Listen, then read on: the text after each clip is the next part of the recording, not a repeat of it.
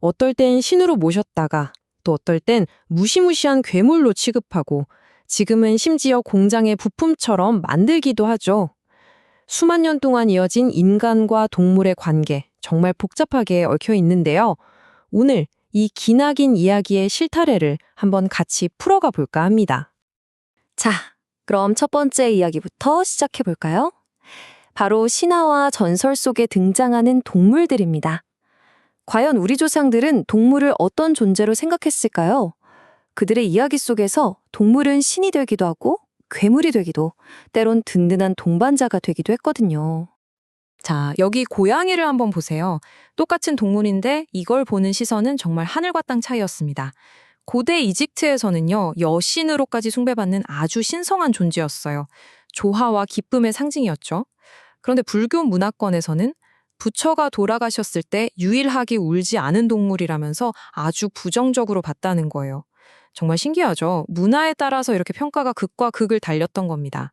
옛날 사람들은 종종 인간과 동물을 합쳐서 상상하곤 했어요. 그 상상력이 만들어낸 가장 대표적인 존재가 바로 이 미노타우루스 아닐까 싶습니다. 몸은 사람인데 머리는 황소라니 정말 무시무시하죠. 인간의 통제할 수 없는 욕망과 동물의 거친 야성이 합쳐진 그야말로 공포의 상징 그 자체였던 겁니다. 그런데 말이죠. 동물이 항상 이렇게 무서운 존재로만 그려진 건 절대 아니었어요. 완전히 정반대의 이야기도 있거든요. 바로 로마를 세운 로물루스와 레무스 신화입니다. 이 신화에서는 늑대가 버려진 쌍둥이를 발견해서 자기 젖을 물려 키워내요. 무서운 괴물이 아니라 오히려 위대한 문명을 길러낸 자애로운 어머니, 구원자로 등장하는 거죠. 자, 그럼 정리해 볼까요? 신성한 존재였다가 무시무시한 괴물이었다가 자애로운 어머니였다가 이번엔 또 뭘까요? 바로 인간의 계략을 위한 교활한 전쟁 무기입니다. 너무나 유명한 트로이 목마 이야기죠. 결국 동물의 이미지가 인간의 목적을 위해 얼마나 다양하게 이용될 수 있었는지 아주 잘 보여주는 사례예요. 이처럼 동물은 우리 이야기 속에서 정말 천의 얼굴을 가졌던 겁니다. 자, 이렇게 신화 속 이야기들을 살펴봤는데요. 이제는 현실 세계로 한번 넘어와 볼까요? 인간이 자연에, 그것도 생태계 전체에 자신들의 의지를 거대하게 새겨 넣은 아주 상징적인 사례가 있습니다. 바로 호주에 있는 거대한 딩고 펜스 이야기입니다. 길이가 무려 5,320km. 와, 이게 어느 정도냐면요. 서울에서 부산까지 10번도 더 왕복할 수 있는 그런 길이에요. 이 어마어마한 길이에 울타리를 왜 만들었냐? 바로 양들을 딩고로부터 지키기 위해서였습니다. 근데 여러분, 이건 그냥 단순한 울타리가 아니었어요. 사실상 대륙의 생태계를 인위적으로 둘로 갈라버린 거대한 선이나 마찬가지였죠. 자, 그럼 결과는 어땠을까요? 양을 지키려고 포식자인 딩고를 막아버렸으니 당연히 양들은 안전해졌겠죠. 그런데 문제는 거기서 끝나지 않았습니다. 이게 바로 의도치 않은 연쇄 반응을 불러온 거예요. 딩고가 사라지니까 이번엔 캥거루랑 토끼가 엄청나게 늘어난 거죠. 얘네들이 양이랑 같이 풀을 다 뜯어먹어 버리니까 목초지는 완전히 황폐해졌고요. 결국엔 생태계 전체가 균형을 잃고 엉망이 되어버린 겁니다. 하나의 나비 효과라고 할 수 있겠죠. 자, 지금까지는 자연의 선을 긋는 수준이었죠. 그런데 이제는 한 걸음, 아니 몇 걸음은 더 나아갑니다. 동물을 아예 살아있는 공장으로 만들어버리는 단계까지 온 거죠. 바로 우리가 먹는 식량을 만들어내기 위해 동물을 완전히 산업화시켜버린 이야기입니다. 오늘날의 양돈 시스템을 보면요. 이건 뭐 그냥 공장 생산 라인이라고 해도 과언이 아닙니다. 이 과정을 한번 쭉 보세요. 교배, 임신, 분만, 육성, 비육, 그리고 도축까지. 태어나는 순간부터 죽는 그날까지. 돼지의 삶 모든 단계가 오직 효율성이라는 단 하나의 목표를 위해 철저하게 관리되고 통제되는 겁니다. 근데 여기서 끝이 아니에요. 심지어 아예 목적에 딱 맞게 동물을 설계하기까지 합니다. 마치 공장에서 필요한 부품을 주문 제작하는 것처럼요. 예를 들어서 고기를 많이 얻기 위한 품종, 즉 육용종이 있고요. 또 새끼를 많이 그리고 잘 낳는 품종인 모계종이 있어요. 이 둘을 따로따로 개발해서 교배시키는 거죠. 정말 철저하죠? 이런 일은 돼지에게만 일어나는 게 아닙니다. 우리가 매일 마시는 우유도 마찬가지예요. 우유가 우리 손에 들어오기까지의 이 과정을 보면 이게 바로 자연이 어떻게 제품으로 만들어지는지를 그대로 보여줍니다. 소에서 우유를 짜는 것부터 시작해서 수집, 분석, 살균, 포장까지 모든 게 기계로 이루어지는 거대한 산업 공정인 셈이죠. 아니, 근데 이런 대규모 공장식 생산이 어떻게 가능해졌을까요?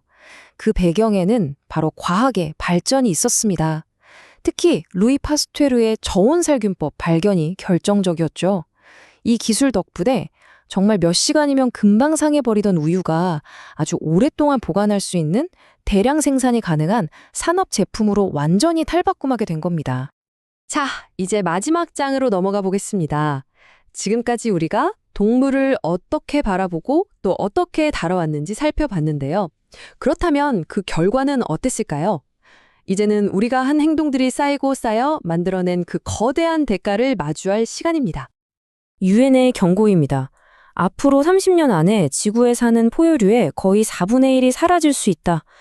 이건 정말 그냥 하는 말이 아니에요.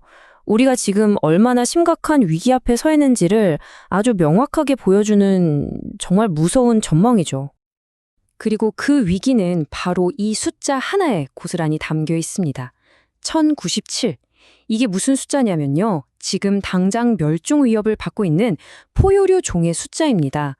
1000종이 넘는 동물들이 지금 이 순간에도 지구상에서 사라질 위기에 처해 있다는 뜻이죠. 이 1097종의 상황을 좀 더 자세히 들여다보면요. 상황은 더 심각합니다. 여기 보세요. 전체의 절반 이상이 취약 상태고요. 32%는 위기, 그리고 15%는 정말 심각한 위급 단계에 있습니다. 그러니까 지금 당장 뭔가 하지 않으면 영원히 사라져 버릴 수도 있는 동물들이 이렇게나 많다는 거죠. 다들 멸종으로 가는 길목 어딘가에 서 있는 셈입니다. 그럼 이 숫자들 뒤에 어떤 얼굴들이 있는지 한번 볼까요? 먼저 우리에게 너무나도 친숙한 자이언트 판다입니다. 이 귀여운 동물들이 왜 위기에 처했을까요? 바로 우리가 숲을 베어버렸기 때문입니다. 주식인 대나무 숲이 사라지면서 판다들은 먹을 것을 잃고 생존의 벼랑 끝으로 내몰리고 있는 거죠. 오랑우탄의 상황은 더 복잡합니다. 무분별한 벌목이나 산불 때문에 살 곳을 잃는 건 물론이고요. 새끼들이 애완용으로 불법 포획되는 일까지 벌어지고 있어요. 그러니까 서식지 파괴, 불법 밀거래까지 이중고를 겪고 있는 셈이죠. 인간의 이기심이 얼마나 다양한 방식으로 이들을 위협하는지 알 수 있는 대목입니다. 이 비극은 숲에만 국한되지 않습니다. 드넓은 바다도 예외는 아니죠. 남방 긴 수염 고래를 보세요. 과거에는 기름을 얻겠다는 인간의 욕심 때문에 무차별적으로 사냥당했습니다. 그 결과 지금은 전 세계 바다를 다 합쳐도 고작 3,000마리 정도밖에 남지 않았다고 해요. 이제는 바다에서 그 거대한 모습을 보는 것조차 아주 어려운 일이 되어버렸습니다. 자, 이렇게 쭉 돌아봤습니다. 신화 속에서 경외의 대상이었던 동물이 어느새 울타리 너머의 적이 되고 이제는 공장 안의 부품이 되기까지 인간과 동물의 관계는 정말 쉴 새 없이 변해왔죠. 이제 마지막 질문이 우리 앞에 놓여 있습니다. 지금까지의 이야기는 이랬는데 앞으로 펼쳐질 다음 장은 과연 우리 그리고 여러분은 어떤 이야기로 채워나가시겠습니까?